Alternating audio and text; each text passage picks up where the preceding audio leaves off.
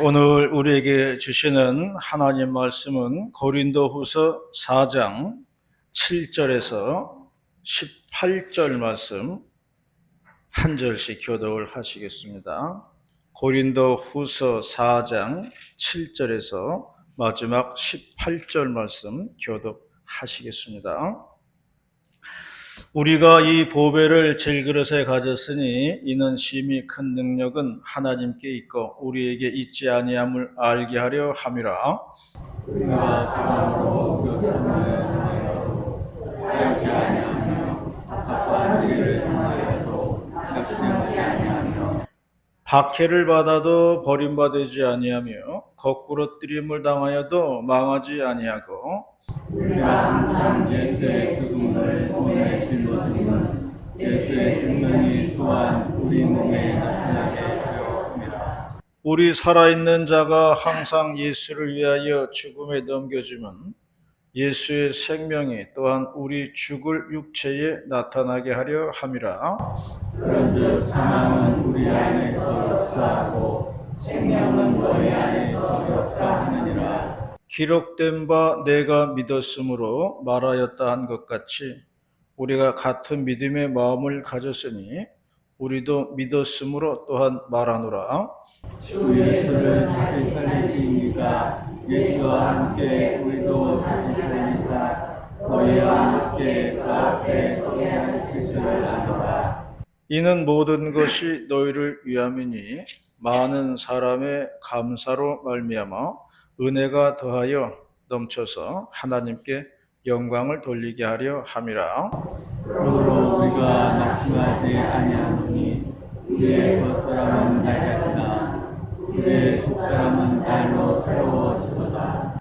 우리가 잠시 받는 환난에 경한 것이 지극히 크고 영원한 영광에 중한 것을 우리에게 이루게 함이니 우리가 주목하는 것은 보이는 것이 아니요 보이지 않는 것이니 보이는 것은 잠깐이요 보이지 않는 것은 영원하니라. 아멘. 예전에 수청산에서 있었던 일인데요. 수청산에는 그 탐진최 씨 그 선산이 있습니다. 그때 이제 어느 분 장례식이었어요. 예배를 드려야 하기 때문에 이제 제가 이제 그 자리에 있었죠. 작업하는 분들이 이제 삽을 가지고 이제 작업하잖아요. 그때 이제 장로님이 정중에 이제 총무일을 보시고 계셨어요. 같이 이제 지켜보고 있는데 장로님이 일꾼들한테 그런 말을 하시더라고요. 삽을 세워놓지 말고 눕혀놓으라는 거예요. 그래서 제가 생각하기를 아니 삽을 그 흙더미가 있을 때 있는데 그 삽을 꽂아 놓으면은 아니 뭐 쓰기도 편리하고 할 텐데 삽을 그 눕혀놓으라는 거예요 바닥에다가. 왜 그럴까 그렇게 생각을 했죠. 하지만 그 이유를 묻는다고 해가지고요 거기서 대답할 사람은 아무도 없을 것 같아요. 왜냐하면은 대부분 그냥 오래전부터 내려오던 그 전통에 의해서 했기 때문에 대부분 뭐 뜻은 모르지만 그냥 관습대로 그냥 하는 게 많이 있거든요. 그런데요, 이번에 제가 그 이유를 알아냈어요. 이것도 제가 설거지 하다가 알아낸 거예요. 설거지 열심히 하시기 바랍니다. 영적인 그런 영감이 오는 거예요.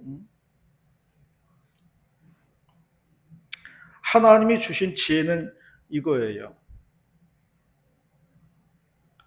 그 수청산에서 주인공이 누구냐는 거예요. 목사가 예배를 주관하지만 목사가 주인공은 아니에요. 그럼 유족이 주인공이냐? 유족도 주인공이 아니에요. 그 자리에서 주인공은요, 돌아가신 분이 주인공이에요. 그 돌아가신 분 때문에 그 자리에 다 모여 있는 거예요. 죽어서 시신으로 누워 있는 분이 주인공이다. 그러므로 결론은 뭐냐면요, 주인공 따라서 다 모든 게 누워 있어야 된다는 얘기예요. 그래서 삽자로 눕혀 놓으라는 거예요. 사는 사람들은 뭐 누울 수는 없어요. 일해야 되니까. 그러나 생명이 없는 것들은 다 주인공과 함께 누우라는 얘기예요. 그래서 눕혀놓으라는 거예요. 그 이유였어요. 하나님이 지혜를 주시니까 그것도 다 깨닫게 되더라고요. 오늘 말씀은 사도 바울이 고린도 교회 교인들에게 한 말씀입니다. 오늘 주어진 본문을 통해서 2월달 첫째 주일에 주시는 말씀 듣도록 하겠습니다. 첫 번째로는 예수와 함께 죽고 예수와 함께 산다는 것입니다. 12절 말씀입니다. 12절 말씀 시작. 그런즉 사망은 우리 안에서 역사하고 생명은 너희 안에서 역사하느니라. 사도 바울은 예수님의 복음을 전하는 것 때문에 많은 핍박을 받았습니다. 고린도후서 11장에는요, 바울이 복음 때문에 얼마나 핍박과 고난을 받았는지를 잘 말해주고 있습니다. 11장에 보면 그렇게 기록이 되어 있어요. 내가 수고를 넘치도록 하고 옥에 갇히기도 더 많이 하고 매도 수없이 맞고 여러 번 죽을 뻔하였으니 유대인들에게 40에서 하나 감한매를 5번 맞았으며 3번 태장으로 맞고 1번 돌로 맞고 3번 파선하고 일주야를 깊은 바다에서 지냈으며 여러 번 여행하면서 강의 위험과 강도의 위험과 동족의 위험과 이방인의 위험과 시내의 위험과 광야의 위험과 바다의 위험과 거짓 형제 중의 위험을 당하고 또 수고하며 애쓰고 여러 번 자지 못하고 줄이며 목마르고 여러 번 굶고 춥고 헐벗었노라. 그렇게 기록이 되어 있습니다. 우리가 이 본문 읽어보면요, 사도 바울이 얼마나 주님 때문에 고생했는가를 알 수가 있어요. 그러면 사도 바울은 왜 이런 고난을 감수했는가 하는 거예요. 무엇 때문에? 그 이유가 12절에 나와 있잖아요. 내가 죽으면 너희들이 산다는 거예요. 내가 죽어야 너희들이 산다. 내가 죽어야 교회가 산다. 이런 이야기를 하고 있는 겁니다. 그러므로 나의 핍박과 고난은 성도들을 살리고 교회를 살리는 길이라고 말씀을 하고 있는 거예요. 누군가 희생을 할 때에 공동체가 산다는 겁니다. 예수님의 죽음이 그런 의미라는 거예요. 예수님께서 십자가에 못 박혀 죽으심으로 말미암아 사람들을 살리셨다는 것입니다. 그러므로 사도 바울도 자신도 기꺼이 그러한 고난을 받아들이겠노라, 그런 말씀을 하고 있는 겁니다. 그렇게 함으로써 성도들이 살고 교회가 살게 된다면 그걸로 족하다, 그런 말씀을 하고 있는 겁니다. 한 15년 전에요, 대곤면 목사님들하고 백령도에 수련회를 간 적이 있어요. 백령도에 가면 볼 것이 많습니다. 인천에서 배 타고 한 4시간 정도 가는 것 같아요.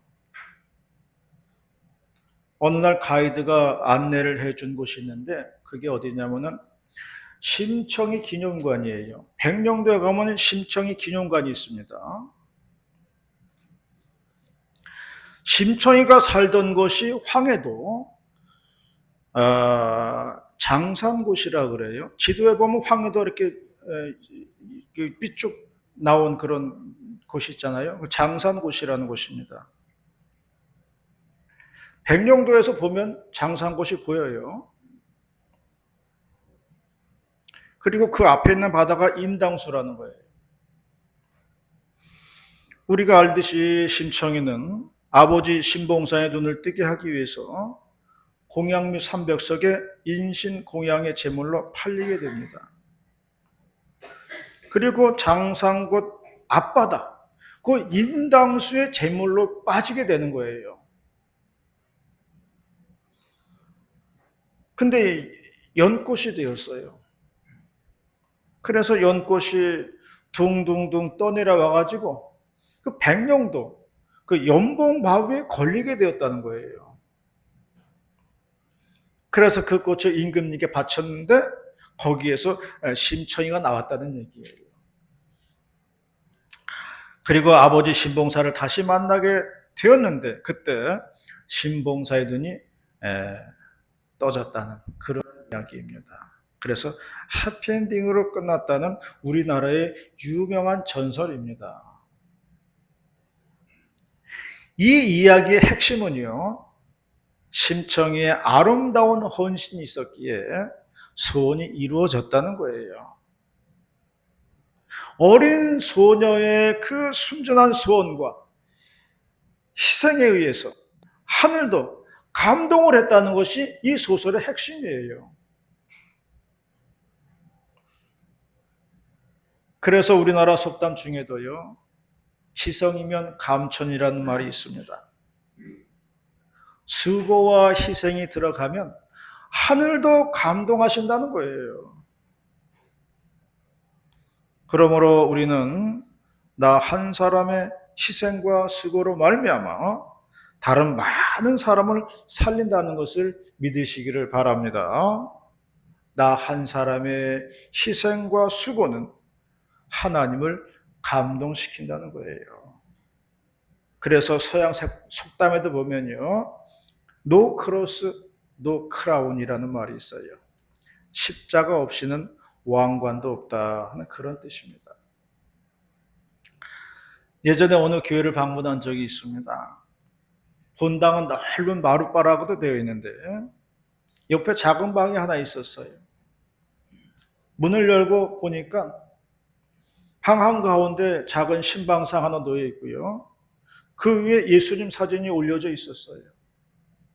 근데 그 예수님의 사진이라는 게 가시관을 쓰셔가지고 피를 흘리시는 그런 사진이었어요. 예수님이 고난을 당하고 있는 그런 사진이었던 것입니다. 딱 봐도요, 이 방의 목적이 무엇인지를 알 수가 있겠더라고요. 예수님께서 피를 흘리시는 고난의 그림을 보면서 묵상을 하라는 거예요. 우리가 사는 세상에는요, 말할 수 없는 고난과 핍박이 있을 수 있습니다. 잘못된 오해와 모함을 받을 수도 있습니다. 그러나 아무도 자신을 알아주지 않습니다. 그럴 때 그 괴로운 심정을 가지고 이 방에 앉아서 예수님의 사진을 보면서 묵상을 하라는 거예요. 아, 예수님도 이런 고난을 당하셨구나. 예수님도 이런 핍박과 멸시를 당하셨구나. 그렇게 묵상을 하라는 겁니다. 그러면서 그 모습을 통해서 내가 힘을 얻고 용기를 가지라는 거예요. 예수님도 고통을 당하셨는데 나도 예수님 바라보면서 이겨내야지. 이런 뜻을 가지고 있다는 것입니다. 우리가 살아가면서 많은 오해와 그리고 갈등과 불편함들이 있을 것입니다. 그럴 때에는 예수님의 십자가를 묵상하시기 바랍니다. 내가 죽음으로 너희를 산다는 것이 십자가예요. 내가 죽음으로 우리 모두가 살 수 있다면 그것으로 족한 것입니다. 예수님과 함께 죽는다면 예수님과 함께 산다는 것을 믿으시기를 바랍니다. 이러한 우리 모두가 다 되시기를 바라겠습니다. 두 번째로 말씀하는 것은 종말론적인 관점에서 생각해야 한다는 것입니다. 18절 말씀입니다. 18절 말씀 시작. 우리가 주목하는 것은 보이는 것이 아니요 보이지 않는 것이니 보이는 것은 잠깐이요 보이지 않는 것은 영원하니라. 제가 우리 노회인 그 서남노회에 처음 왔을 때요, 남아무개 교회가 있었어요. 한창 교회가 분쟁 중이었어요. 나는 처음 왔으니까 그 무슨 내용인지는 몰라요.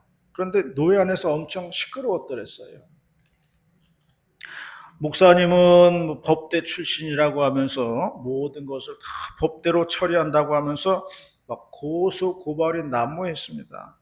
또 반대쪽에 있는 분들은 노회할 때 피켓 들고 와가지고 막 시위를 하고 막 그랬어요. 그런데 분쟁은 끝이 안 나는 거예요. 그렇게 세월은 흐르고 흘러서 목사님은 나이가 들어서 은퇴를 하였습니다. 그리고 얼마 있다가 돌아가셨다는 부고를 받았어요. 몇 년 전에 제가 길을 잘못 들었어요. 그래가지고 우연히 그 교회 앞을 지나가게 됐어요. 저는 그 교회 처음 봤어요. 교회는 말없이 잘 있었습니다. 그런데 그렇게 싸우던 분들은요, 다 없어지고 말았어요. 어디로 갔냐면은 저 하늘나라로 다 가버리고 말았어요. 그걸 보면서요, 도대체 왜 싸웠나 싶더라고요.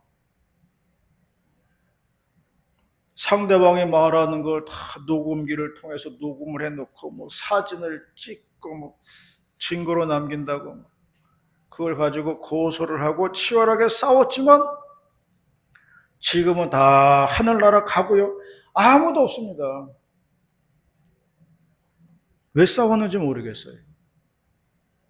물론 이유가 있었겠지만은요.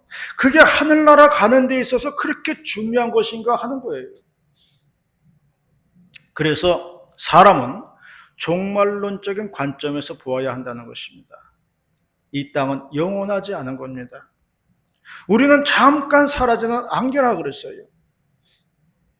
우리가 주목하는 것은 보이는 것이 아니라고 하였습니다. 보이는 것은 잠깐이요, 보이지 않는 것은 영원하다고 했습니다. 그러므로 우리가 모든 판단을 할 때 종말론적인 판단을 하고 살아야 된다는 것을 말씀해 주고 있습니다. 참을인자 세계면 살인을 면한다는 말이 있어요. 정말로 세상의 뉴스를 보면요, 이 참을인자 세계가 없어가지고 다 사고가 나는 거더라고요. 안타까운 사건들이 많은데 참을인자가 없어가지고 다 일이 벌어지더라고요. 모두 다 자신의 마음을 다스리지 못하여 일이 벌어지고 만 겁니다. 그러므로 성경 말씀 고린도 전서 13장에 보면요, 사랑은 언제나 오래 참고 사랑은 언제나 온유하다고 했습니다. 사랑은 모든 걸 믿고 모든 걸 바라고 모든 걸 견딘다고 했습니다. 무엇을 위해서?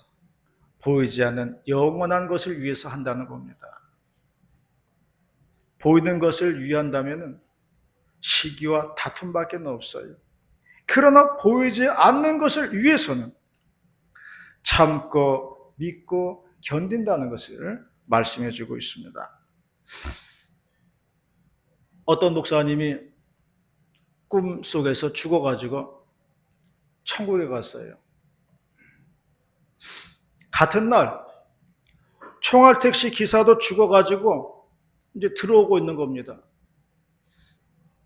그런데 베드로가 마중 나와서 하는 말이, 목사님은 저쪽 지옥길로 가시고 총알택시 기사는 이쪽 천국길로 가시오, 그러는 거예요.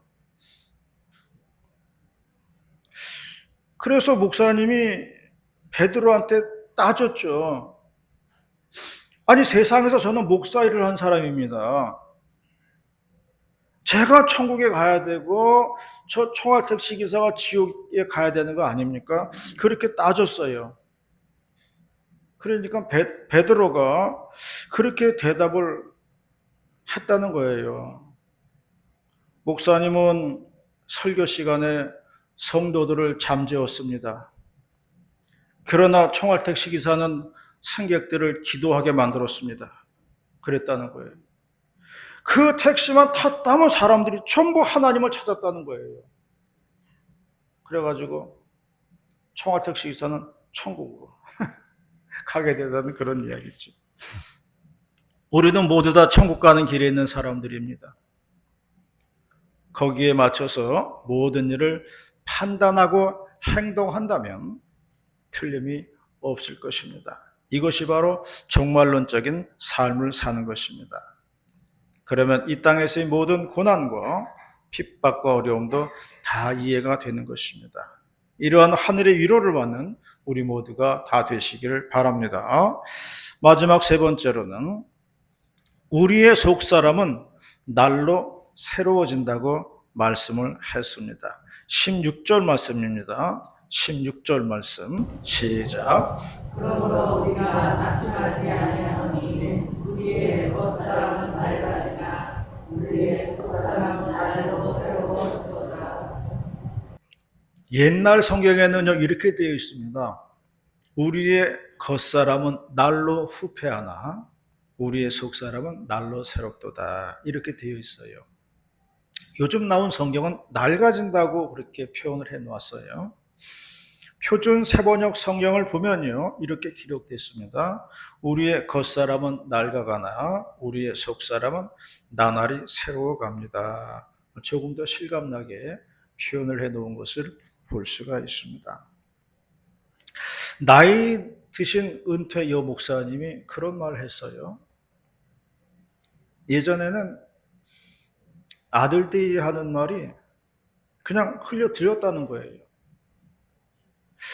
근데 이제는 그런 말들이 마음에 걸리더라는 거예요. 똑같은 말입니다. 그런데 예전에는 대수롭지 않게 여기던 그런 말들이 걸리더라는 거예요. 똑같은 말인데 어디에서 차이가 나는 걸까요? 바로 내 마음에서 차이가 나는 겁니다. 그래서 나이가 들면요, 들수록 생기는 게 있는데 그게 섭섭증이라는 거예요. 섭섭증이 생겨요. 예전에는 그냥 대수롭지 않게 넘어가던 일들이에요. 그런데 나이가 들면 그렇게 안 되더라는 거예요. 이게 섭섭증입니다. 그거는요, 우리 마음이 그만큼 약해져 있다는 증거예요. 성경은 우리의 겉사람은 낡아간다고 했는데 우리는 속사람은 낡아가고 있다는 거예요. 이걸 바꾸어야 된다는 거예요. 그러면 어떻게 바꿀 수 있는가? 우리의 마음을요, 바다처럼 넓혀야 돼요. 그래서 저도요, 하루에 몇 번씩 다짐합니다. 마음을 넓히자. 마음판을 넓혀야 된다. 저도 이렇게 다짐하면서 살고 있어요. 안 그러면요, 세상 온갖 일들과 말들이 마음에 걸려가지고 살 수가 없어요. 그러므로 방법은 우리의 마음판을 키워야 된다는 거예요. 바다 같은 마음을 가져야 돼요. 그래야 살아갈 수 있다는 겁니다. 이게 바로 날로 날로 새로워지는 비결이라는 것을 믿으시기를 바랍니다. 그러할 때에 말씀처럼 우리는 낙심하지 않게 된다는 것을 말해주고 있는 거예요. 제빙글리라는 신학자가 있어요. 알프스 산을 여행하다가 귀한 진리를 깨달았다는 겁니다. 좁은 산기에서 두 마리 염소를 보았는데 한 마리는 위로 올라가려고 그러고 한 마리는 내려오려고 그러고, 좁은 길이기 때문에 이게 같이 오르고 내려갈 수가 없어요. 서로 팽팽히 맞서고 있다가 순간 놀라운 일이 벌어졌다는 거죠. 올라가려던 염소가 길가에 누웠다는 거예요. 그러니까 그 위를 밟고서 위에 있는 염소가 내려가더라는 거예요. 그러니까 누웠던 염소가 일어나가지고 산 위로 올라가더라는 거죠. 여기서 쯔뱅글리는 깨달았습니다. 하나님 앞에서나 사람 앞에서나 납작 엎드리는 사람이 하늘나라로 올라가는구나, 이 진리를 깨달았다는 거예요. 밟는 사람은 내려가게 되어 있어요. 그러나 납작 엎드리는 사람은 올라가게 되어 있다는 거예요. 이게 하늘의 진리입니다. 모세를 이어서 여호수아가 대를 이어서 충성을 할 때요, 하나님께서 중점적으로 하신 말씀이 있습니다. 마음을 강하게 하라는 거예요. 낙심하면 안 된다는 거예요. 마음을 강하게 하라는 말은 세게 가지라는 게 아니에요. 넓은 마음을 가지라는 뜻이에요. 그리고 약속을 하셨습니다. 내가 너와 함께 한다는 거예요. 내가 너와 함께 하는데 염려할 게 뭐 있냐는 거예요. 걱정하지 말라는 거예요. 그래서 하나님이 함께 해주시기 때문에 그 믿음 가지고 용기를 가지라는 말씀입니다. 그러면 우리는 하나님께서 함께 해주신다면 낙심할 필요가 없는 겁니다. 용기를 가지고 믿음을 가지고 살아갈 수 있다는 것입니다. 이것이 우리의 속사람이 새로워지는 비결이라는 것입니다. 날로 날로 새로워지는 저와 여러분이 다 되시기를 축원합니다. 기도하시겠습니다. 하나님 아버지, 감사 찬송 올려드립니다. 오늘도 거룩한 2월달 첫째 주를 맞이하여 예배 앞에 모인 종들에게 하나님의 귀한 진리의 말씀 들려주시오니 감사를 드리옵나이다. 그 말씀 마음판에 새기고 생명을 간직하고 살아가는 우리 모두가 될 수 있도록 인도하시고 역사하여 주시옵소서. 주님 나와 함께 하시오니 염려하지 말고 걱정하지 말고 주님 믿고 의지하면서 걸어가는 그러한 마음이 넓은 강한 믿음의 종들 다 될 수 있도록 인도하시고 역사하여 주시옵소서. 할렐루야. 감사드릴 때에 거룩하신 예수님의 이름으로 기도 올리옵나이다. 아멘.